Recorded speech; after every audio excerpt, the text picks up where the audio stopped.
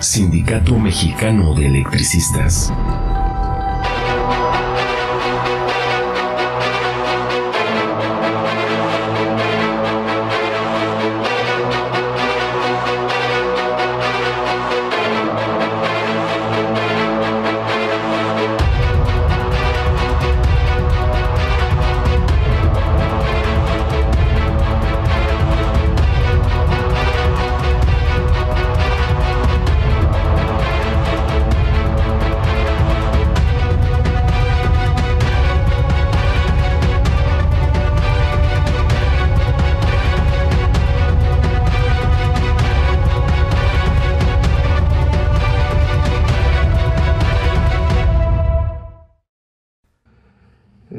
Ese sábado por la noche, que después del fútbol empecé a recibir llamadas de familiares y de amigos que sí estaba viendo las noticias. Estaba yo ya por acostarme y prendí la televisión. Y ahí fue cuando pues escuché la noticia, ¿no? Y mi familia dijo, pues, ¿qué está pasando? Le digo, pues, que ya, pues, que se acabó Luz y Fuerza. Pero yo no imaginé que iban a correr a 44,000 trabajadores.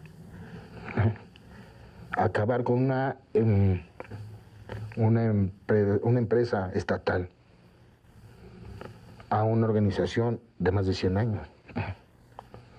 Y llegó el día y nos pegaron. En la noche nos avisan que estaban invadiendo nuestras instalaciones. En eso, pues, el secretario nos citó a pleno. Recibimos llamadas telefónicas de parte de nuestro secretario general Martín Esparza Flores, de nuestro secretario de Trabajo, que nos decían urgente la presencia de todos en el Sindicato Mexicano de Electricistas, todos. Y bueno, pues en ese momento a llamarle a todos los compañeros, que yo creo que, bueno, ya no había ni necesidad. La verdad es que a esas horas de la noche las calles se inundaron. Un resto de unidades atravesadas sobre insurgentes. Y una desesperación, gente en estado de shock, gente con una crisis nerviosa, gente diciendo qué está pasando. Y pues nosotros también llegamos para tratar de calmar a los compañeros. Por un lado, compañeros muy molestos que gritaban, vamos a bajarles el switch, vamos a dejarlos sin luz. Y bueno, pues otros gritaban, vamos a darnos en la madre hasta con los federales o con los militares. Otros compañeros, compañeras, llorando. Y pues gritando que qué íbamos a hacer. O sea, no lo creíamos. El edificio del ESME lo rodeaba, estaban 2 helicópteros, uno de la PFP y otro del Ejército, y alumbrándolo, ¿no? Y nosotros adentro, en el 9º piso, pues tomando las decisiones. ¿Y qué se le iba a decir a la gente? Pues mira, teníamos una responsabilidad importante. Sabíamos que era un acto injusto, fuera del marco legal constitucional. El objetivo era disolver al sindicato. Con mucha convicción, o sea, nosotros hicimos un círculo una reunión del Comité Central explicando a qué nos estábamos enfrentando. Y fui claro con ellos, estamos de frente al Estado, que puede ser cárcel o muerte. Pero por el sindicato había que correr todos los riesgos. Y eso lo explicamos cada quien con nuestras familias.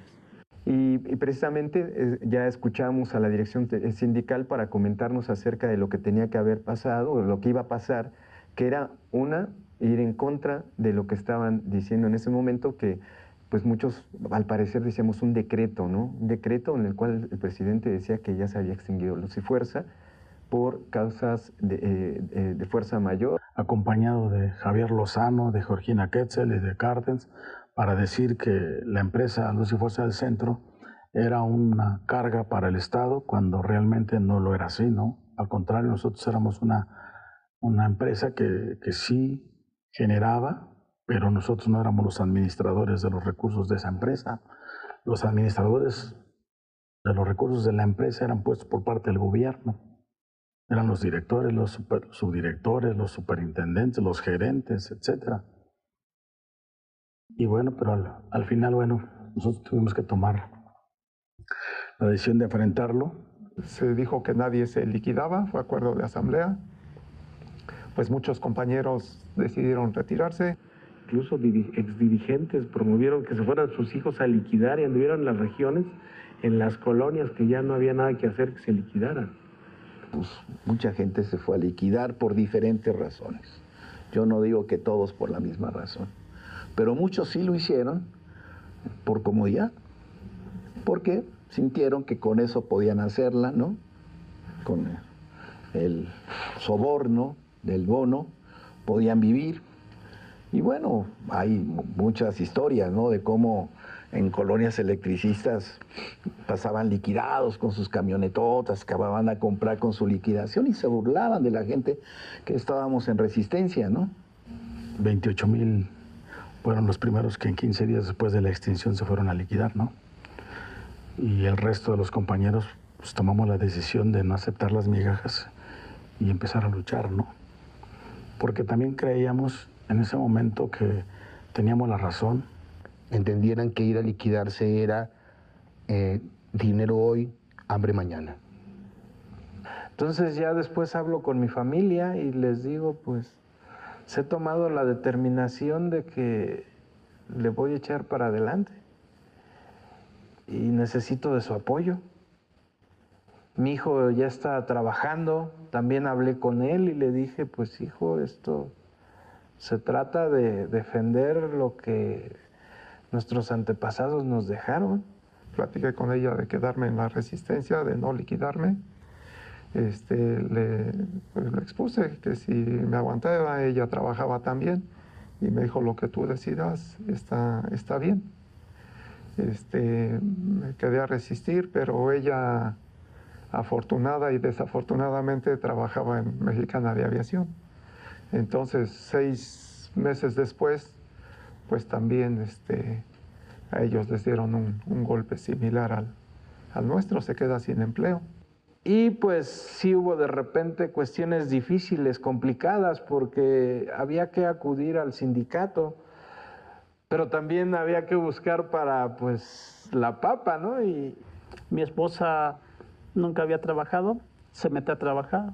Mis hijos igual, dejaron la escuela, se pusieron a trabajar. Durante los primeros 2 años para mí fue muy difícil encontrar trabajo, no nos daban, estábamos fichados, prácticamente así estábamos fichados. Yo iba a buscar trabajo, ¿de dónde vienes? Luz y Fuerza, para ti no hay trabajo. Porque no es lo mismo estar recibiendo un dinero cada semana y decir yo ya sé en qué voy a gastar mi dinero, a no tener nada, a preguntar cuánto cuesta una torta. ¿Cuánto cuesta una torta? ¿Cuánto cuesta un sándwich? Había que verlo de esa manera, que había que pagar colegiaturas, había que pagar útiles, vestido, todo lo que teníamos que estar, los gastos diarios. Era coordinarnos y tratar de tener como que espacios, sacar dinero para llevar a casa, que era muy difícil, porque pues en ese esquema de poder tener dinero que no era de la empresa pública a la cual estábamos acostumbrados, sino que era ya meterte a la informalidad y poder sacar recursos para darle a la familia, ¿no? Yo pienso que a muchos les llegaron por ahí, no supieron hacer otra cosa, más que en su mente no estaba el pelear, en su mente no estaba luchar, en su mente no estaba resistir. Y tomaron el camino más fácil. De haber tenido la experiencia de ir sacando poco a poco lo que de tus pertenencias, nos encontramos aquí abajo con la compañera que nos estaba brindando un café, los jubilados, y una torta de frijoles. O sea, un pan con frijoles. Efectivamente, por mucho tiempo el jubilado aporta a los botes de las compañeras y compañeros, un suóbolo, como se dice, puede ser cuantioso o muy raquítico, pero siempre da. Así, cada catorcena incluso fijo, ¿sí? Que 200 pesos, 100 pesos, sin pedirles nada a cambio, ¿no? Solamente que hubiera conciencia y que no se fueran del sindicato. Sabíamos que ya estaba liquidando muchos compañeros y era nuestro temor, no se liquiden, nada más, no se liquiden, sí, porque eso rompería la unidad de nuestro sindicato. El jubilado aportaba también determinado dinero que él podía determinar para la elaboración de los alimentos de la propia resistencia en la mañana, en la tarde y en la noche. Pero de esa manera, pues el sindicato aseguraba que los compañeros de la resistencia que andaban por aquí pudieran llevarse un taco a la boca. Y era, ven aquí por tu torta, tu café y trasládate a la actividad. Recuerdo mucho las guardias que hicimos en Comisión Federal de Electricidad, en el Paseo de la Reforma e Insurgentes, cuando fueron las huelguistas de hambre, las 11 huelguistas, dentro de ellas Mónica Jiménez, Teresa Figueroa, recuerdo también Cielo. Eran 11 compañeras y nosotros íbamos a hacer las guardias todas las noches. Esa primer huelga, y no por el hecho de que yo haya estado en ella, sino sí fue un antes y un después, porque llevaban grupos de compañeros de escalafones en donde nos decían, nosotros estábamos decididos a irnos a liquidar, íbamos a ir mañana, íbamos a ir pasado, íbamos a ir la otra semana. Cuando vimos en las noticias o en los mensajes que empezaban a mandar que compañeras iban a poner en huelga de hambre para que a todos nos den una solución, dijimos, no, digo, por machismo, por lo que sea, dijimos, no, ni madres, así nos decían. O sea, si ellos están frenando su vida, nosotros no nos podemos ir. Nos dijeron que se iban a abrir las mesas, dijimos, no, hasta que lo reciban. Los recibieron y en ese momento se decidió levantar la huelga. Fueron 17 días de huelga. Sí, salimos,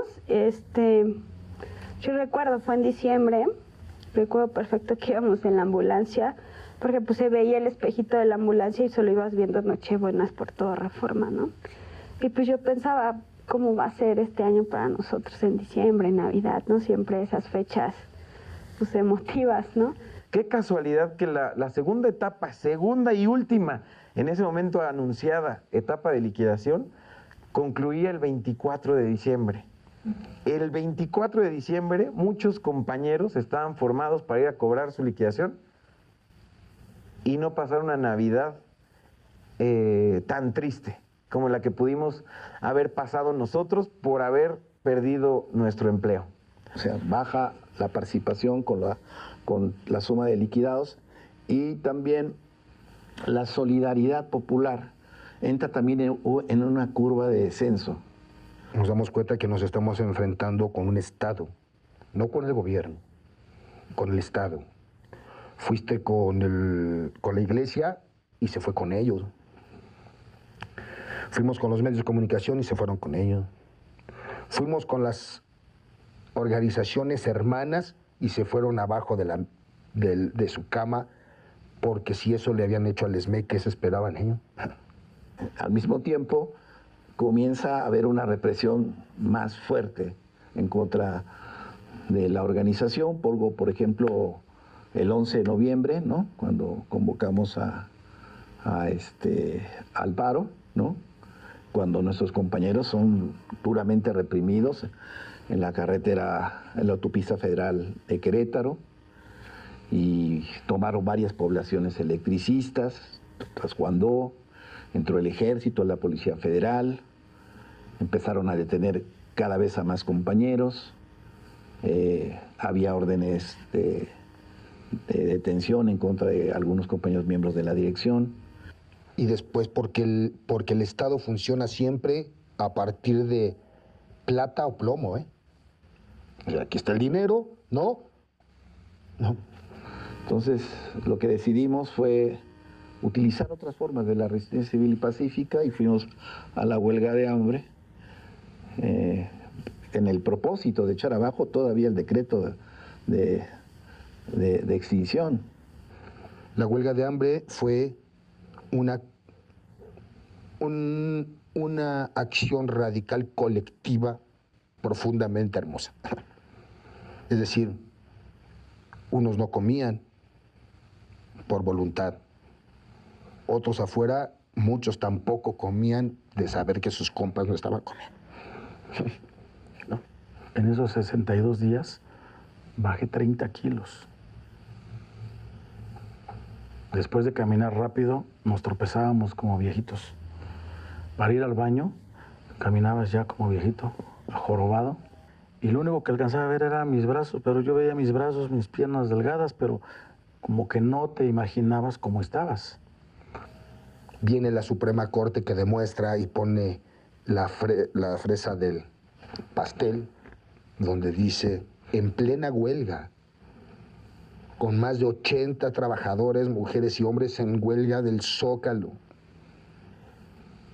Como no sé si exista un ejemplo como ese, de tantos trabajadores en huelga de hambre, la Suprema Corte, sabiendo que fue una operación de Estado, decreta y dice que el decreto de liquidación de Luz y Fuerza es legal. En media huelga. El mensaje fue, muéranse, güeyes. Muéranse. La huelga fuimos muchos, si no mal recuerdo, éramos 80 ahí en el Zócalo, más los 13 que estaban en Toluca, más los que ya habían sido en noviembre, acá en CFE, acá en la Cámara de Diputados, los compañeros y compañeras, o sea, ya veníamos con ese proceso, ¿no? De la primera huelga, Mónica, Judith. La huelga fue un evento y una experiencia radical, obrera, colectiva, no individual, no de grupo, no es nada más de los que no comimos, no fue nada más de uno que comió o el que más o el que menos, no. Sí, porque hubo 90, sí, hubo uno de 89, luego vino uno de 85 y luego hubo uno que tuvo 3. No importa, güey. El compañero Martín y el compañero Humberto, no había día que no llegaran no importa la hora que fuera, si fuera a las 11, 12 de la noche, iban todos los días a estar un rato con nosotros, a platicar y de cierta manera a mantenernos al tanto de cómo estaba la situación, de los avances que iban, nos mostraba documentación, o sea, darnos certidumbre de que estábamos en lo correcto. Y también eso, pues, finalmente, pues es la continuidad de lo que él nos dio desde un inicio, ¿no? La certeza, aquí nadie se liquida, tenemos la razón y vamos a ganar. Y se logra algo que para muchos no entiendan o no comprenden porque no son sindicalistas, es tener la toma de nota. La primera cosa que yo vi para iniciar, y que fue con lo que inició este rollo, es Lozano se laza con todo y descabeza el SME a partir de quitarle la toma de nota. Cuando nos dan la toma de nota, los que somos sindicalistas, fue el primer madrazo que les metimos. Entonces, 2010, con la huelga de hambre, lo que logramos fue la legitimación de nuestra dirección sindical, que había sido desconocida de manera abrupta, ilegal, por la Secretaría del Trabajo a petición de los traidores. Repusimos el proceso electoral precisamente en el 2010, en noviembre, diciembre. Hubo una cantidad impresionante de compañeros que vinieron a votar, alrededor de 27,000. La cola iba de aquí, de Antonio Caso 45 hasta el Monumento a la Revolución. Muchos compañeros jubilados, fue algo hermoso, realmente hermoso, como los afiliados al sindicato, tanto activos como jubilados, vinieron a dar su voto. Y eso legitimó a la actual dirección sindical. Con eso logramos entonces ya la entrega formal de la toma de nota. Esa toma de nota permitió parar la Madrid. Ya paró. Hubo cambios en las mesas de negociación que consecutivamente se iban arrancando con la movilización, pero no teníamos una respuesta positiva a la integración a Comisión Federal de Electricidad, como ya después de que se convalidó el decreto empezamos a plantear en las mesas de negociación, hicimos varios ejercicios. Nos hacían caso, ¿no? No nos hacía caso y pues tuvimos que actuar. Ya íbamos en la marcha, ya llevábamos nuestras carpas, ya llevábamos nuestros sonidos, llegamos al Zócalo y lo que parecía ser una marcha insignificante con cerca de 300, 400 compañeros, pues bueno, se convirtió en un plantón, el famoso plantón de los 4 cuadrantes. Este plantón que se ubicó, que fue difícil, muy difícil armar un plantón de esta naturaleza, porque no fue solamente amontonarnos, ¿no? Llegar así por la carpa, no, era un plantón que tenía 4 cuadrantes, que cada cuadrante hacían actividades diferentes diarias. O sea, no fue solamente, sí, súbete al plantón y ya nos vemos muy bonitos. No, no, no. Había una estrategia de que unos se daba el manotazo a Felipe Calderón, el zapatazo. Que el zapatazo, ¿no? Y todos los compañeros llegaban con sus zapatos, las compañeras, y de repente era algo, pues a lo mejor lo decimos ahorita chusco, ¿no? Así como que pero veías que los zapatos que muchos de los que llevaban y cooperaban con algún par de zapatos, pues estaban mejor que los que traías, ¿no? Y nos pasó a todos, Y viene una idea de algunos compañeros que decíamos, vamos a pintarle, respecto a lo de las pintas, pintar el Zócalo, la plaza del Zócalo, ¿no? La plancha. Hubo quien nos dijo que, pues, ¿cómo se atrevían a hacer eso, no?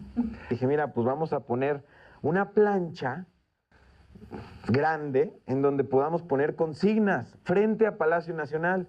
Fondeamos una parte de rojo.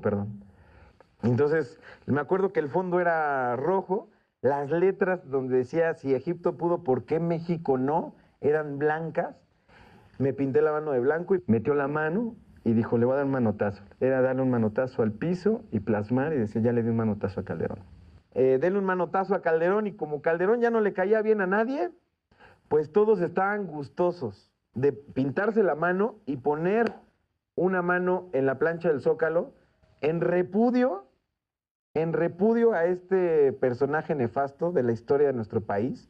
Y eso nos daba a nosotros muchas más ganas todavía para seguir adelante, ¿no? Hasta demostrarle a la ciudadanía de lo que realmente nosotros estábamos hechos y pues principalmente informarles de lo que era nuestra lucha, de lo que estaba pasando en el país, muertes, desempleo. El empleo, que cuando se proclamó el presidente del empleo, pues prácticamente este señor estaba despidiéndonos injustificadamente. Y bueno, el Zócalo de la Ciudad de México es el foco político de nuestro país. Queramos o no queramos, es el foco político de nuestro país. Y en ese momento el gobierno tenía que dar un manotazo de poder, y el manotazo de poder que da por ese plantón, pienso yo, que fue meter a nuestros compañeros presos injustamente, como lo comentaba, porque era solamente una pequeña multa, y los mete presos porque vamos creciendo, vamos en un ascenso político. Tiene una actividad importante para nuestra organización el 11 de abril del 2011. Esa actividad, somos convocados a un mitin a las afueras, cumplíamos, si no mal recuerdo, 1 año 6 meses del decreto inconstitucional. Nos desplazamos a las afueras de lo que es Luz y Fuerza del centro. Pero iba a ser alterno en Luz y Fuerza y en la sucursal Anáhuac, que está en Marina Nacional y Tonantzin. Cuando nosotros nos acercamos a la sucursal de Anáhuac, y en ese momento llegó, recuerdo muy bien, el comandante Zeus y nos dijo, a ver, ¿qué quieren hacer? Vamos a poner aquí en el vidrio, el decreto de Calderón es ineficaz y nuestro escudo del sindicato. Cuando se va este señor me dijo, ponlo en el piso. Dije, ¿cómo crees? Le digo, no lo vamos a poner en el piso, lo vamos a poner en el vidrio. Y en eso dice, aguántame, se retira. Los compañeros me dijeron, ¿qué te dijo? Que nos aguantemos. Regresa como a los 5 minutos y me dijo, vas, pero así lo voy a decir, pero rápido. Me lo dijo en otra palabra, pero rápido. Yo recuerdo que cuando estábamos poniendo el escudo del ESME ya teníamos a todos los policías atrás de nosotros. Cuando volteé, pues ya iban sobre nosotros a golpearnos. Se arma la trifulca ahí, nos arrebatan el escudo, rompiéndonos. Eso yo creo que fue para nosotros así como que algo que no lo podíamos permitir y se arma la trifulca ahí. Entonces, obviamente agarré, digamos, como los beisbolistas de primera a segunda, encarrerado, pero no sentí al camarada Ulises. No lo sentí cerca cuando veníamos juntos los tres. Y el otro compañero ya se había ido. No lo sentí cerca y cuando volteo me percato que lo están golpeando 4 granaderos, pero con patadas a todo lo que dan. Entonces la primera reacción que tuve, y creo que fue la más acertada, fue porque tuve la oportunidad de ayudar y no ser ayudado. En ese momento todavía. Entonces regresé y sin pensarlo, pues desconté a un policía. Pues si así que se querían llevar, pues así nos llevamos, ¿no? Desconté a un policía, lo intenté levantar, pero pues él estaba todavía cubriéndose y estaba como en shock, cubriéndose de los golpes que le estaban dando los granaderos. Pero al yo pegarle a ese policía, pues los demás policías granaderos vieron esa acción y pues se fueron sobre de mí. Y pues ahí nos detuvieron a 11 compañeros con lujo de violencia. Brutalmente, eso sí, fue brutalmente la golpiza. Ahorita pues creo que traemos todas las secuelas de esos golpes y pues nos suben a las patrullas. Ahí estuvimos en la patrulla pues prácticamente como, pues si mal no recuerdo, como 1 hora, ¿no? Y yo veía cómo los policías hablaban y decían, ¿los remitimos o no? Y así estaban.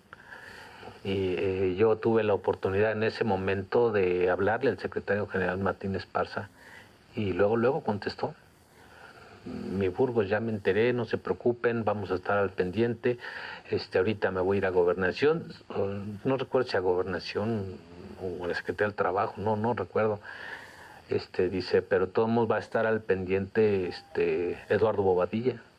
Y en ese momento, bueno, se decide por el gobierno del Distrito Federal, ya acordado con el gobierno federal, agarrar a nuestros compañeros, y además muy fuerte, además golpeándonos, los golpearon muy fuerte, los meten al reclusorio, directo al reclusorio, o sea, ni siquiera pasaron a la delegación, o sea, vamos, y lo comento así para que los compañeros se den cuenta que esto no ha sido fácil, que no va a ser fácil, que lo que falta es poco, pero tampoco va a ser fácil.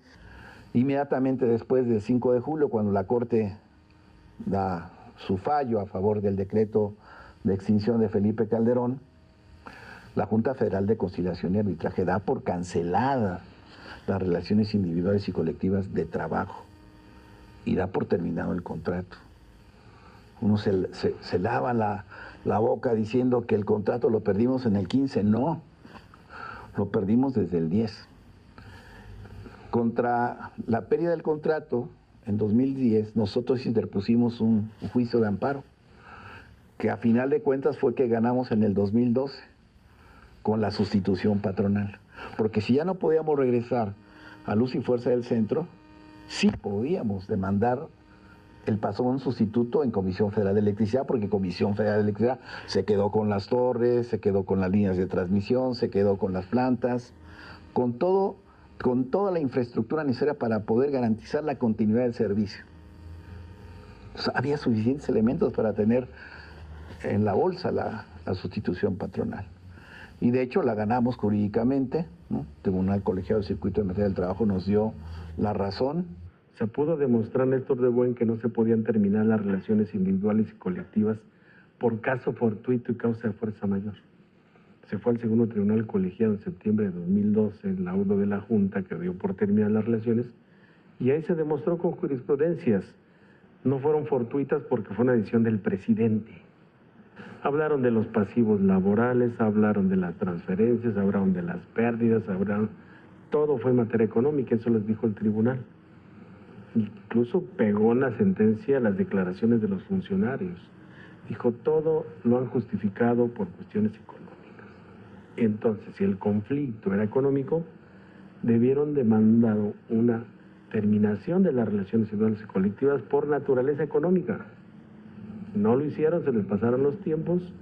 Sin embargo, pues todos los bienes inmuebles, todos los activos de Luz y Fuerza se lo transfirieron a Comisión Federal de Electricidad. Por ende, el CFE es el patrón sustituto de los trabajadores. Felices. No, bueno, los mismos presos decían, no chinguen, cabrones, ya le ganaron al gobierno, ¿no? Y salarios caídos, y bueno, nosotros ya no queríamos salarios caídos, nosotros lo que queríamos era nuestro regreso a trabajar y salir, ¿no? Salir, que era lo más importante, ¿no?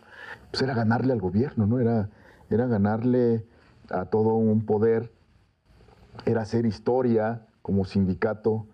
Estábamos felices, estábamos contentos. Una de las tantas noticias malas, una era buena, y queríamos refutárselo en su cara al entonces presidente de la República. Ya no teníamos que negociar nada, era una sentencia de un tribunal del Poder Judicial de la Federación que íbamos a ir a negociar a la mesa.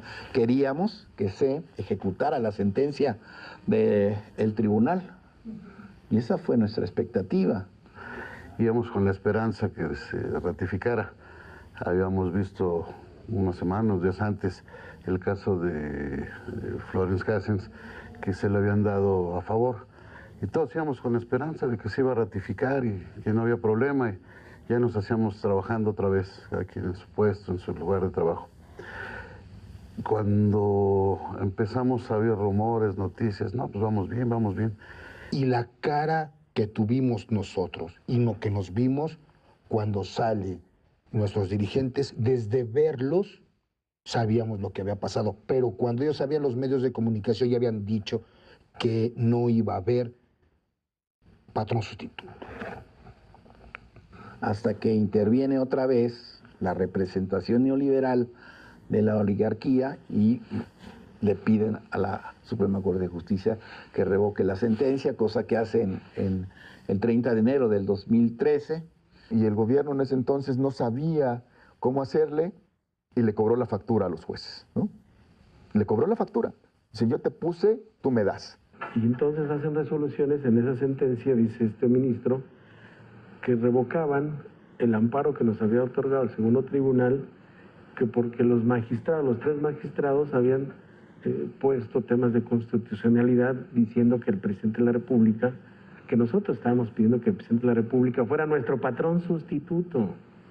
Eso se justifica en el Ley Federal de Trabajo cuando la actividad económica se sigue desarrollando con los mismos activos que tenía la empresa que se liquida. Y escuchar a los ministros de la Suprema Corte de Justicia, el máximo órgano de tu país, decir eso y traicionar a los trabajadores del país, híjoles, Todos nos volvimos a derrumbar. Pues lloramos y después, pues nos entró el coraje, ¿no? Sentí mal ver a mis compañeros, quería abrazarlos igual y ponerme a llorar con ellos, pero no podíamos porque también éramos el ejemplo de seguir luchando como dirigentes. Llego con mi departamento, con mis compas y me dice mi principal, háblales, cabrón, háblales tú, diles algo, güey. Me voy. ¿Y qué? ¿Qué vas a hacer ahorita, güey? ¿Qué vas a hacer, compa? ¿Qué vas a hacer? ¿Vas a ir a tu casa y decirle a tu hijo que perdiste, cabrón? Vas ahorita a decirle a tu esposa y le dices, ¿sabes qué? Ni modo, cabrón. Perdimos ni madres, güey. Ni madres, no nos vamos a ir. Y volvemos a empezar porque fue terrible el golpe. No nos dieron otro derecho más que a irnos a liquidar. Teníamos una asamblea después del 30 al 4 de febrero del 2003. A esa asamblea se llenó y en esa asamblea tomamos la decisión de no liquidarnos, de ahora ir bajo una negociación política, pelear bajo una negociación política. Y todos apoyaron. Se hizo una marcha. Cuando pensamos que en esa marcha no íbamos a llegar, porque pues imagínate de un golpe de eso, ¿cómo te levantas, no?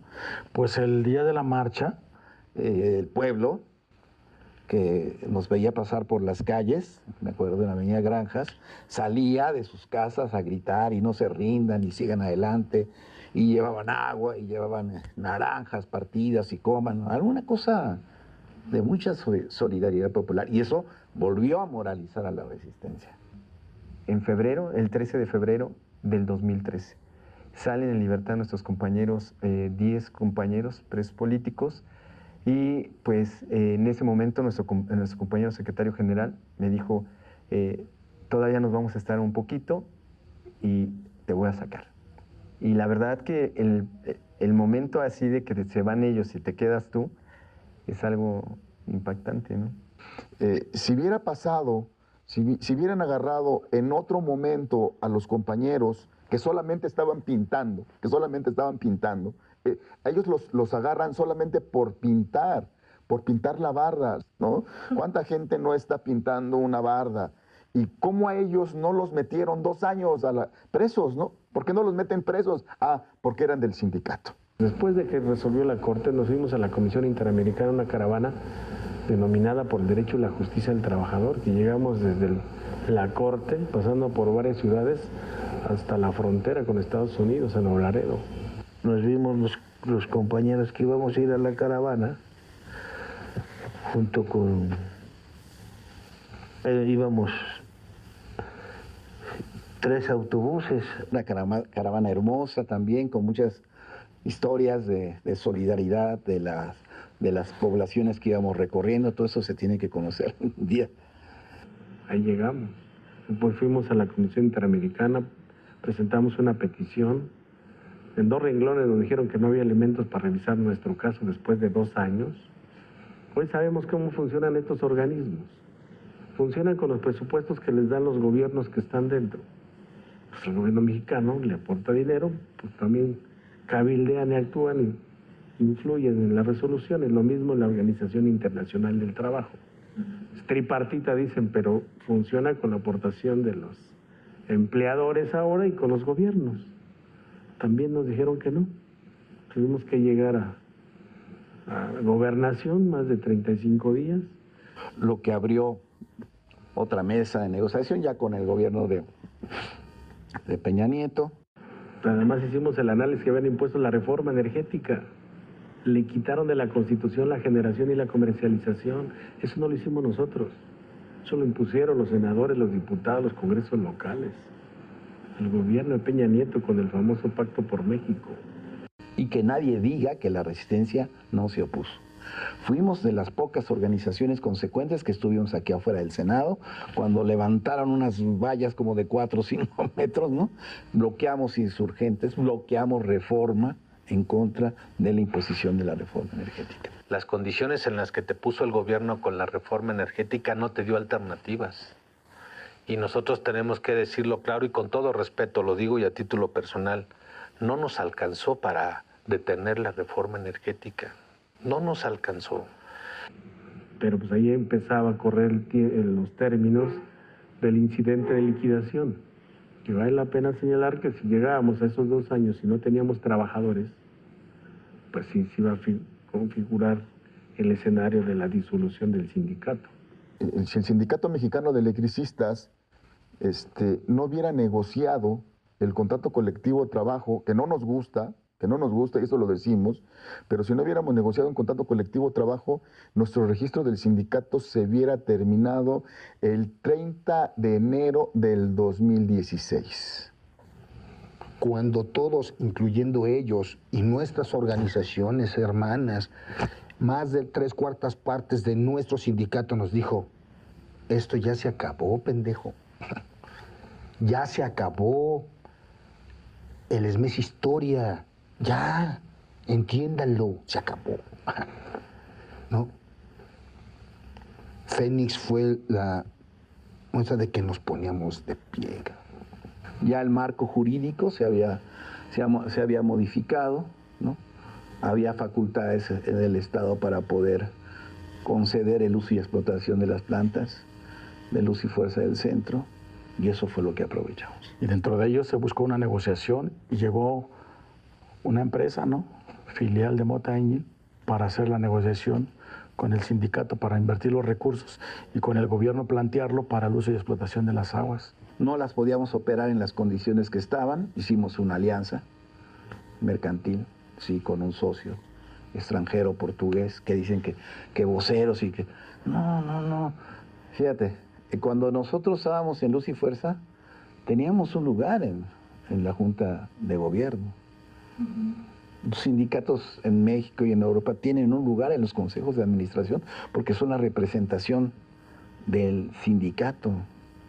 Fue que todo siempre se hizo a favor del registro del sindicato. Siempre, todo lo jurídico siempre estuvo en la protección del registro, que pues muchos compañeros con toda esta necesidad económica de escuela, de darle de comer a sus hijos, de vestir, se perdía de vista, ¿no? Se perdía de vista porque pues yo me voy y pues regreso cuando ya se haya arreglado, pero este registro, ¿quién lo cuidaba? ¿Quién cuidaba este registro? ¿Quién hacía el trabajo para cuidar el registro? De tal manera que, bueno, este proceso de incidente y liquidación nos sirvió para poder negociar, hicimos todo lo necesario y lo necesario fue crear una empresa que se creó un contrato colectivo de trabajo y que ese contrato colectivo de trabajo fuimos y lo registramos en la Junta Federal de Conciliación y Arbitraje y por ende, bueno, tenemos un contrato colectivo de trabajo y tenemos el derecho, según la Ley Federal de Trabajo, a representar ese contrato colectivo de trabajo. Entonces esa es la gran diferencia. Hay una etapa antes y después de derechos de trabajadores. O sea, no es lo mismo los que se fueron por su propia voluntad, creyendo más en el discurso del gobierno, que los que se quedaron a luchar a lo largo de estos ya 10 años. Entonces, los que se quedaron a luchar a lo largo de 10 años tienen sus derechos intactos en el estatuto del sindicato, ¿no? Nosotros nos liquidamos bajo una negociación política y ya con Fénix, ya con la cooperativa, o sea, ya estaban pues ya en la puerta, ya para empezar a reinsertar a los compañeros a trabajar, ¿no? Si se dan cuenta, lo de la cooperativa se desprende de la negociación. No estaba en nuestra plataforma inicial del primer tiempo de echar abajo el decreto, ni en el segundo tiempo de buscar la sustitución patronal. Fue hasta el tercer tiempo de la negociación cuando aparece la cooperativa y bueno, nunca la incubamos como parte de un desarrollo, de una discusión de cómo debiera ser y eso nos está costando trabajo implementar. Que si bien es cierto ahorita no hemos logrado tenerlos a todos, pero créanme que el trabajo se está haciendo. Nos está costando trabajo, no somos empresarios, nunca lo hemos sido, éramos trabajadores. Y hoy es una empresa de autogestión que tenemos que ir impulsando entre todos. Sabemos que estamos en camino, ¿no? Falta mucho por hacer, falta mucho por construir dentro de la misma cooperativa. Falta sobre todo esa parte de conciencia y de sentirnos que pertenecemos y somos. La cooperativa no es una empresa como tal. Puede ser una empresa, pero es una empresa social. Y hay una gran diferencia. Hay una gran diferencia. Entonces tenemos que transformar nuestra mentalidad, tenemos que transformarnos y vivir en nuestro presente, porque si no podemos pensar que es una Luz y Fuerza, porque Luz y Fuerza ya no existe. Existe en nuestros corazones, en nuestra memoria, y siempre va a permanecer ahí. Pero ya no estamos en las mismas condiciones. Ahora tenemos que construir, porque es nuestro. Y es nuestro patrimonio, y sobre todo, el de las futuras generaciones. Logramos una liquidación al 100% conforme al contrato colectivo de trabajo, la condonación de nuestros créditos de programa habitacional, los adeudos que tenían los trabajadores, y logramos también un crédito fiscal para que fuera el Estado que pagara el impuesto sobre la renta de lo que los correspondía, ¿no? En términos de liquidación. Se pudo lograr con los acuerdos en gobernación que parte de los pasivos laborales que se señalan en el libro blanco del decreto de extinción fueran irnos regresando en predios, en plantas de generación. Luz y Fuerza tenía más de 400 centros de trabajo. Entonces hay una falacia que el SMEC se quedó con las fábricas, con los talleres. Pues lo que nos entregaron pues son fábricas saqueadas. Se robaron hasta las tazas de los baños, los apagadores, contactos, los aires acondicionados, todo se robaron. Y nos dejaron las naves industriales que, bueno, dijimos, le vamos a invertir con nuestro fondo de inversión. Y hoy, pues ahí está la muestra con Aximo, una empresa de anuncios luminosos con emprendimiento de los trabajadores.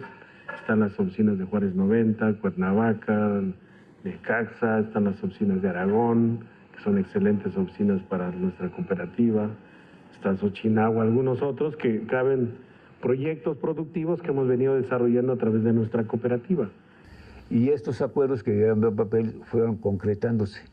Tan es así que hoy el sindicato está vivo, está vigente, porque tiene en su haber un contrato colectivo de trabajo que soporta la vigencia del sindicato, de su registro como Sindicato Nacional de Industria desde 1933, ¿sí?, que es el 760, con un contrato colectivo con una empresa internacional. Que hay que dejarlo bien separadito, ¿no? Las plantas de generación es una concesión por 30 años. Los predios sí son a título gratuito a nombre del Sindicato Mexicano. Es decir, nos convertimos en dueño de los predios. Eso llueve truene, el sindicato, es decir, todos los compañeros que estamos afiliados al sindicato, bueno, y hablando de todos, es que son únicamente los compañeros en resistencia, una reforma al estatuto. Y hubo una reforma al estatuto que no solo se quedó en el auditorio del sindicato. Fuimos con la autoridad y la registramos y nos dijeron que estaba bien y por ende solamente existen 16.599 trabajadores. Aunque nos quedáramos en resistencia de 16.599, solamente unos cuantos sabemos lo que es resistir y sabemos lo que es un predio, sabemos lo que es un espacio, lo sentimos, lo vivimos. Nadie que no lo ha vivido va a sentir lo que nosotros sentimos. Pero para mí mi lucha ha valido la pena porque compañeros ya tienen su renta vitalicia. Y si ellos no lo hubieran obtenido, si todos nosotros no hubiéramos luchado. Compañeros afortunadamente tienen las escrituras de su casa. Yo no tenía ese préstamo, pero no por eso puedo decir, ay, ¿por qué él sí se lo dan? Ay, o sea, es una lucha que hemos hecho todos, que yo tengo claro que en algún momento cada quien va a tener el beneficio que quiere. Bueno, Fénix anunció inversiones por 51 mil millones de pesos para generar 14,000 puestos de trabajo. O sea, con eso resolvemos el tema de fondo, tanto de la reinserción laboral como la previsión social para los trabajadores que no alcanzamos jubilación. El Fondo de Previsión Social que creamos a través de FIDETRAP es la figura propicia para el trabajador. Hay trabajadores que ya tienen edad avanzada, van a poder tener un ingreso permanente. Hay compañeros que tienen salud precaria, van a poder tener también su ingreso permanente. Pero entonces es cerrar filas y lo que el gobierno, para donde oriente el gobierno la decisión del sector, pues ahí estamos nosotros para participar. O sea, lo hemos puesto en la mesa, que lo que sabemos hacer del sector eléctrico, queremos seguir contribuyendo para el desarrollo económico y social del país. Pensando así una renacionalización, no nos oponemos. Nosotros tenemos en alta estima esta bandera de la renacionalización, pero sí quisiéramos que fuera de otra manera, ¿no? Y que esto garantizara el acceso a la electricidad para todos los mexicanos y que la electricidad se convirtiera en un derecho humano, como lo hemos propuesto una y otra vez a los congresos, que de uno y otro régimen no han hecho caso. Entonces, pues llegamos hasta acá. ¿Qué tenemos? Un sindicato que ha construido organización, una nueva central de trabajadores. Contribuimos a la creación de la Asamblea Nacional de Usuarios de la Energía Eléctrica, contribuimos con la Confederación de Jubilados Pensionados de Adultos Mayores, nuestra organización política, el Pueblo de los Trabajadores, que es otro instrumento político. Tenemos una política de alianzas con todos los movimientos sociales del país y fuera del país con distintas centrales. Eso es el SME. Porque a final de cuentas todo se desprende de la resistencia. Si nosotros no hubiéramos resistido, no hubiera habido SME, no habría que pelearse, ¿no? Si no hubiéramos resistido, no tendríamos que repartir entre todos, ¿no? Porque no hubiera habido nada. Si los 16.599 trabajadores y trabajadoras que resistieron, más nuestros compañeros jubilados y las organizaciones sociales que a nivel nacional e internacional nos ayudaron solidariamente, no existiera el SME. Y que yo puedo decirlo hoy con mucha satisfacción que el 90%, porque no puedo ser perfecto ni somos perfectos, el 90% de la resistencia hoy tiene más valores intangibles que tangibles. Hoy el ser humano electricista esmeíta tiene conceptos muy avanzados en la mente que trata de decir, tú puedes ser el más alto jerarca de un país, pero a mí no me vas a atropellar. Tú puedes decidir que eso que está ahí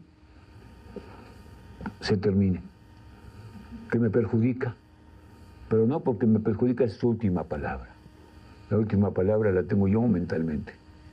Y voy a fortalecerme con mis compañeros, con mis dirigentes, o yo que también quiero ser dirigente, para demostrarte a ti, la más alta jerarquía del país, que no estoy de acuerdo con tus decisiones. Y te voy a luchar. Imagínate, nos aventaron el águila, todo el aparato de Estado, el ejército, la Policía Federal, los policías estatales, municipales, ministerios públicos, nos aventaron al Poder Legislativo cuando fuimos a meter la controversia constitucional que lo firmaron los diputados, les dieron línea para que no la firmaran. Fuimos al Senado lo mismo, fuimos a la Corte lo mismo. Y una campaña criminal de linchamiento donde hicieron un grave daño moral a los trabajadores, a nuestras familias. Nos acusaron de todo. Pero encarcelaron a compañeros, hubo disolución de matrimonios, compañeros se suicidaron. O sea, acudimos a todas las prácticas para poder defendernos, pero no fue nada fácil. Ahora que me entrevistaron hace rato y me dicen, oiga, pero entonces ¿cuánto vale el sindicato? No sé, no lo sé, no me imagino, le digo. Para mí lo que es invaluable y lo que hemos defendido no es las paredes, los muros, como otros quieren vender y repartir entre los afiliados o exafiliados, sino el valor histórico de una institución, de una organización de resistencia obrera centenaria. Si a ustedes eso le puedes poner un precio, pues fue lo que ganamos, ¿eh? Porque todo esto lo hicieron nuestros antepasados. Cada poste, cada línea, cada transformador, cada subestación, cada planta de generación fue luchada y creada por cada uno de nuestros antepasados. Jamás nos robamos nada. Eso es nuestro, por herencia. Y por herencia lo vamos a seguir defendiendo. Y jamás me voy a arrepentir si es necesario ir a otra huelga de hambre, si es necesario ir a la cárcel, si es necesario dar la vida misma, la vamos a dar por nuestro sindicato, porque nuestro sindicato no son el edificio. El sindicato es cada uno de la base, cada uno de nuestros compañeros que han dignamente resistido, cada compañero que ha fallecido en el camino, cada compañero que tenemos con salud precaria, cada compañero que tenemos con enfermedades crónicas degenerativas, cada compañero que se divorció, cada compañero que dejaron sus hijos de estudiar, de tener las oportunidades. ¿Cómo vamos a permitir hoy en renunciar a algo que tenemos que lograr retomar por los que se nos adelantaron, por los que hicieron este glorioso sindicato y por lo que tenemos enfrente, que son nuestros propios hijos, nuestras propias familias, que tenemos que defenderlas y vamos por ello, vamos por ello. Yo no voy a dar nunca un paso atrás, ni siquiera para impulsarme.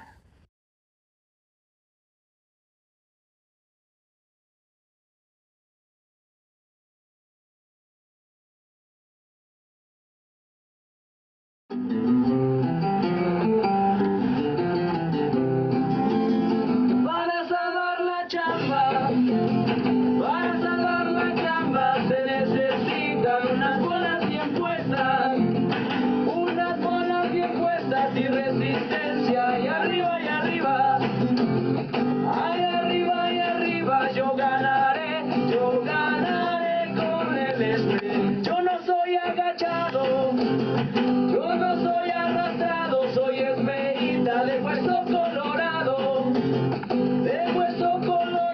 sigo luchando y arriba,